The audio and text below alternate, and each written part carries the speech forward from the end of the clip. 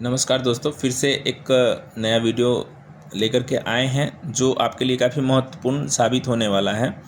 और किसी स्टूडेंट ने पूछा था कि सर विशेष सर्वेक्षण में कौन कौन से प्रपत्र यूज होने वाले हैं, उस प्रपत्र के बारे में एक डिटेल्स में वीडियो बनाइए। तो मैं इस वीडियो को लेकर के आया हूं ताकि आपके डाउट्स जो है क्लियर हो जाएं। तो वीडियो शुरू करने से पहले एक और रिक्वेस्ट है आप सभी से कि आप अगर इस चैनल पर नए हैं तो काइंडली इस चैनल को सब्सक्राइब करें, क्योंकि एलआरसी से संबंधित हर एक तरह के वीडियो मैं प्रोवाइड करता हूं और जो आपके लिए काफ़ी महत्वपूर्ण साबित हो सकता है। तो इस वीडियो में आगे बढ़ते हैं। हमारे विशेष सर्वेक्षण में जो है टोटल 22 प्रपत्र हमें यूज करना है।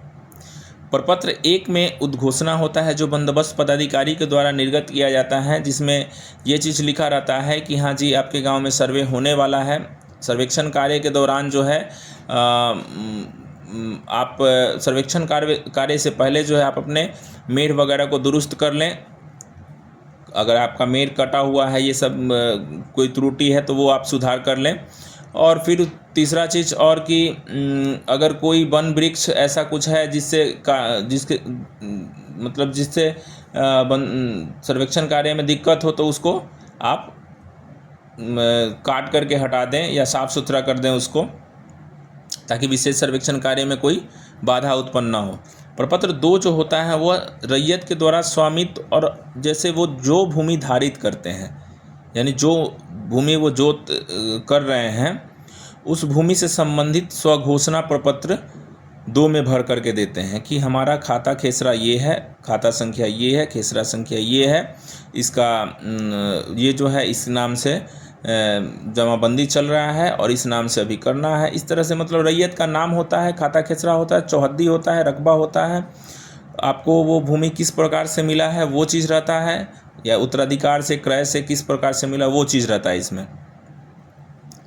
तो वो सारा चीज़ डिटेल्स जो है भर करके और रैयत आपको शिविर कार्यालय में समर्पित करते हैं, या फिर आप जब गांव में जाएंगे तो आपको वो हाथ में सौंप देंगे या किश्तवार के समय सौंप देंगे। मतलब जब भी आप गांव में जाएंगे तो ये चीज़ आपको सौंप देंगे।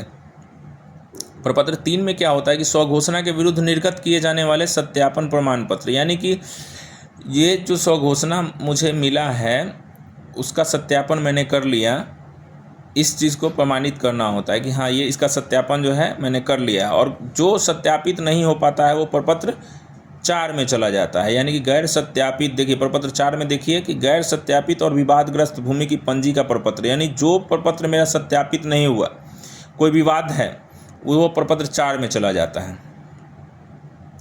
अब प्रपत्र 3.1 जो होता है वंशावली का प्रपत्र होता है, इसको कुर्सीनामा बोला जाता है वंशावली को।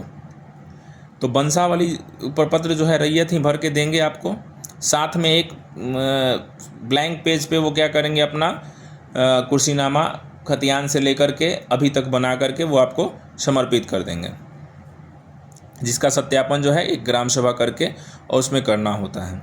अब आगे बढ़ते हैं। प्रपत्र 3.1 का 1 में क्या होता है कि वंशावली के आधार पर प्रत्येक उत्तराधिकार का दखल, यानी कि इस चीज़ को हम क्लेरिफाई करते हैं कि वो रैयत जो है जो वंशावली दिया है उसके उत्तराधिकार के अनुसार उसका दखल है या नहीं है। इस चीज़ को वेरीफाई करने के लिए हम प्रपत्र 3.1 का 1 ये प्रपत्र होता है। अब आगे बढ़ते हैं प्रपत्र 3.2 में। तो ये यादाश्त पंजी संधारित करने का प्रपत्र होता है, यानी कि यादाश्त पंजी जो हमें मिलता है वो कौन सा प्रपत्र होता है? 3.2। यादाश्त पंजी जो होता है वो प्रपत्र 3.2 होता है। अब आगे बढ़ते हैं। प्रपत्र 5 जो होता है खतियानी विवरणी 23, जो आपको पहले प्रोवाइड किया जाएगा उसको आपको उतारना है और फिर उसके बाद उसको सॉफ्टवेयर पे एंट्री करना है। तो ये प्रपत्र 5 हो गया। प्रपत्र 6 की बात करें तो खेसरा पंजी होता है। जो यादाश्त पंजी मैंने दर्ज किया है उसमें कानूनगो साहब का जब आदेश पारित हो जाएगा तब वो प्रपत्र 6 में चला आता है। तो उस प्रपत्र 6 जो है ये वही है खेसरा पंजी। प्रपत्र 7 की बात करें तो वो ROR है, रिकॉर्ड ऑफ राइट्स, खानापुरी पर्चा। ये आपका प्रपत्र 7 होता है। साथ में एक LPM भी जनरेट होता है जो लैंड पार्सल मैप होता है, उसी पॉलीगॉन का, उसी खेसरा का एक मैप जनरेट होता है वो दोनों खानापुरी पर्चा और मैप को एक साथ अटैच करके रैयत को देना होता है। प्रपत्र 8 की बात करें तो इसमें जो रैयत होंगे वो क्या करेंगे, दावा आपत्ति करेंगे। अगर जो हमने खानापुरी पर्चा बांटा है रैयतों को, उसमें कोई त्रुटि है तो वो क्या करेंगे, प्रपत्र 8 में अपना दावा आपत्ति शिविर कार्यालय में जमा करेंगे और उसकी सुनवाई किनके द्वारा की जाएगी, कानूनगो सर के द्वारा। सुनवाई के उपरांत जो है, जैसे ही वो रैयत दावा करेंगे, दावा आपत्ति का प्रपत्र 8 भर के देंगे, तो फिर उसमें एक उसी प्रपत्र में नीचे साइड प्रपत्र 9 रहता है जो उनको रिसीविंग के तौर पे वापस कर देना होता है। यानी कि उसको हमने क्या किया, रिसीव कर लिया और प्रपत्र 8 रिसीव कर लिया और प्रपत्र 9 में उनको हम एक रिसीविंग प्रोवाइड कर दिए जो भी रैयत दावा आपत्ति किए हैं। प्रपत्र 10 की बात करें तो उसमें क्या होता है कि दावा आपत्ति को रजिस्टर किया जाता है, एक पंजी पे, मतलब एक पंजी बना करके उसको रजिस्टर कर लिया जाता है। उसके बाद प्रपत्र 11 की बात करें तो ये क्या होता है, जो हमें सुनवाई करना है, जो प्रपत्र 8 में दावा आपत्ति प्राप्त हुआ है उसकी सुनवाई करनी है, तो सुनवाई के लिए जो आपत्ति करता है उनको एक सूचना निर्गत करनी पड़ती है। एक सूचना का प्रपत्र होता है, ये प्रपत्र 11 ही है, सूचना निर्गत करने का प्रपत्र। इसमें क्या रहता है कि खाता, खेसरा और किस स्थल पे सुनवाई करनी है, किस दिनांक को करनी है, ये सारा सूची बना रहता है और वो रैयत को हमें जा कर के देना होता है, उन तक पहुंचाना होता है, उनको सूचना देनी होती है इसकी कि हाँ ये आपका सूचना पत्र है, इसको ले लीजिए और आप इस डेट को शिविर कार्यालय में जहाँ भी सुनवाई करनी है वहाँ पे आ जाइएगा। उसमें स्थल लिखा होगा। प्रपत्र 12 की बात करें तो ये प्रारूप खानापुरी अधिकार अभिलेख होता है, यानी कि जो हमारा प्रारूप अधिकार अभिलेख दावा आपत्ति के बाद जो भी आदेश पारित हुआ, आदेश के अनुसार मैंने सुधार कर लिया प्रपत्र 6 में, अब क्या करेंगे उसको अधिकार अभिलेख जो है मेरा प्रारूप अधिकार अभिलेख जो है निर्गत होता है और उसको प्रपत्र 13 के रूप में वो निर्गत होता है। यानी कि जो जब उसका प्रिंटिंग होता है तो उस पर लिखा रहता है खानापुरी प्रपत्र 13 और उसको क्या करते हैं, गांव में जाकर के चिपकाते हैं और साथ में सूचना भी करते हैं। वो सूचना का भी प्रपत्र होता है, प्रपत्र 13 जो होता है वो सूचना का प्रपत्र भी होता है, क्योंकि जैसे ही हम गांव में उसको पब्लिश करते हैं, चिपकाते हैं, तब रैयत को बता देते हैं कि आपने जो दावा आपत्ति किया था इसमें उसका सुधार कर दिया गया है और इसमें अगर किसी को और कोई त्रुटि दिख रहा है आपके अधिकार अभिलेख, प्रारूप अधिकार अभिलेख में, तो आप फिर से क्या कर सकते हैं, प्रपत्र 14 में अपना दावा आपत्ति दायर कर सकते हैं और वो शिविर कार्यालय में प्रपत्र 14 भर करके जमा कर सकते हैं। प्रपत्र 14 की जो सुनवाई करनी है वो SSASO विशेष सर्वेक्षण सहायक बंदोबस्त पदाधिकारी के द्वारा की जानी है। सेम इसका प्रोसेस भी वैसे ही जैसे प्रपत्र 8 में हम लोग कर रहे थे। प्रपत्र 15 में क्या करेंगे कि जो 14 में हमें प्राप्त हुआ था उसको पहले पंजी कर लेंगे। वहाँ क्या कर रहे थे हम 8 में कि 8 में मेरे पास दावा आपत्ति आया, 9 में रिसीविंग दिए और 10 में उसको पंजी कर रहे थे, लेकिन यहाँ पे जैसे ही 14 में दावा आपत्ति प्राप्त हुआ पहले हम उसको पंजी करेंगे और 16 में क्या करेंगे, अगला को रिसीविंग देंगे। यानी जो भी आपत्ति करता है उनको रिसीविंग किस में देंगे, प्रपत्र 16 में।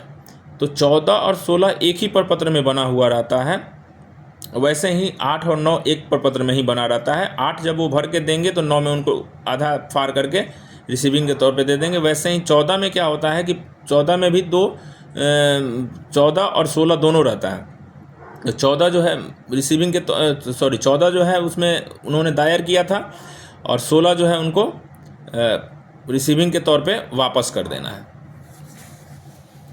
अब आगे बढ़ते हैं प्रपत्र 17 की तरफ। तो 17 में क्या होगा कि जो भी दावा करता है, यानी जो दावा आपत्ति किए हैं, उनको एक सूचना निर्गत करनी होगी और वो सूचना जो निर्गत होगी वो उन तक पहुंचानी पड़ती है, उनको सूचना करना पड़ता है। तो वो सूचना का पत्र जो है ले करके उन तक जाएंगे और उनको देंगे और उसमें उनको बता देंगे कि सूचना में ये दिनांक लिखा हुआ है, इस दिनांक को आपका इस स्थल पे सुनवाई होना है, आप सारे कागजात के साथ उपस्थित रहिएगा।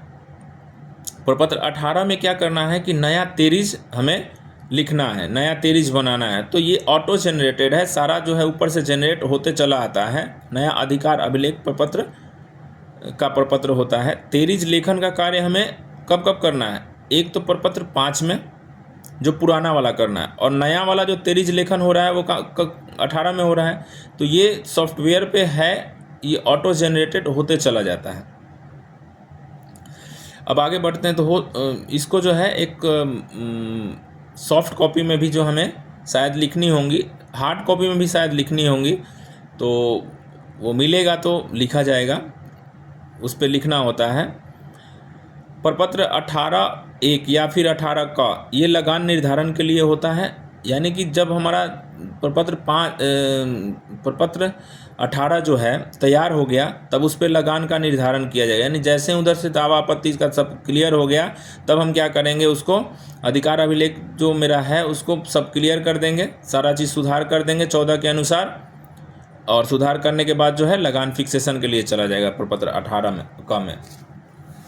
फिर उसके बाद जो है प्रपत्र 19 आता है। तो प्रपत्र 19 में हमें क्या करना होता है कि नए खेसरा पंजी का प्रपत्र होता है ये।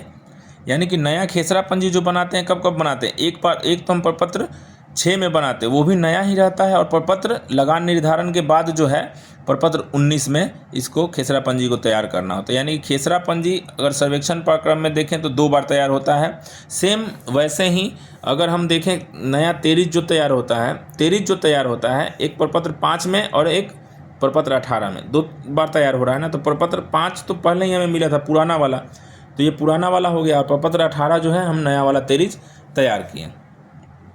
प्रपत्र 20 में क्या होना है कि अंतिम अधिकार अभिलेख का प्रकाशन इसमें किया जाना है।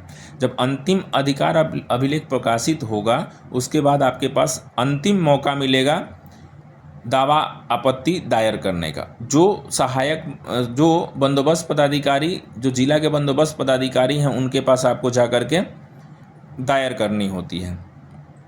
प्रपत्र 21 में आप अपना, अगर आपका अभी तक सर्वेक्षण कार्य नहीं हुआ है, आप बाहर थे, छूट गया था, या कोई उसमें त्रुटि है, तो लास्ट ऑप्शन, आपके लास्ट मौका जो है प्रपत्र 21 है, जिसमें आप अपना वाद दायर कर सकते हैं।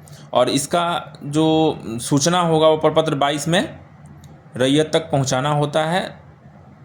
अब उनके पक्षकार जो भी रैयत हैं, जो आपत्ति करता है, उनको सूचना कर देना होता है। वो निर्धारित तिथि पे, निर्धारित समय पे, निर्धारित स्थल पे अपना सारे डॉक्यूमेंट्स के साथ जो है आते हैं और उनका सुनवाई किया जाता है। सुनवाई के उपरांत जो है अगर कोई आदेश पारित होता है बंदोबस्त पदाधिकारी के द्वारा सुधार का, तो उसको लास्ट अंतिम अधिकार अभिलेख जो है उसमें सुधार कर दिया जाता है। उसके पश्चात जो है उस अधिकार अभिलेख में फिर सुधार कभी नहीं होता है।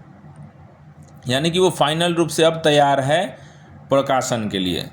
वो अब अंचल को दे दिया, अंचल के पास शायद चला जाएगा।